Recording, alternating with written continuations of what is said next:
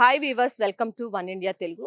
ఆగ్నేయ బంగాళాఖాతంలో ఏర్పడినటువంటి ఉపరితల ఆవర్తనం అల్పపీడనంగా మారనుందని వాతావరణ శాఖ నిపుణులైతే సూచిస్తున్నారు.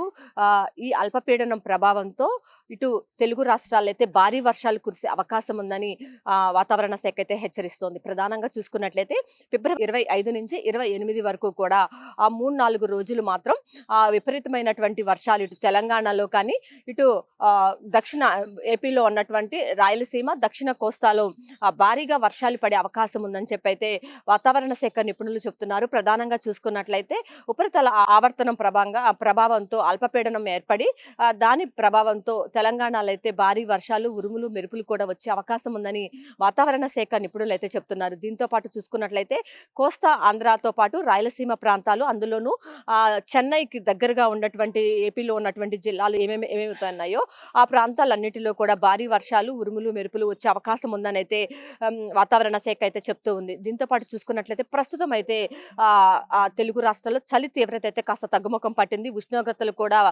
బాగానే నమోదవుతున్నాయి. ప్రస్తుతం అయితే 30 డిగ్రీల పైనే ఉష్ణోగ్రతలు నమోదవుతున్నాయి. ఈ నెలాఖరు నుంచి కూడా 40 డిగ్రీల పైన కూడా ఉష్ణోగ్రతలు నమోదయ్యే అవకాశాలు ఉన్నాయని చెప్పి వాతావరణ శాఖ అధికారులు అయితే చెప్తున్నారు.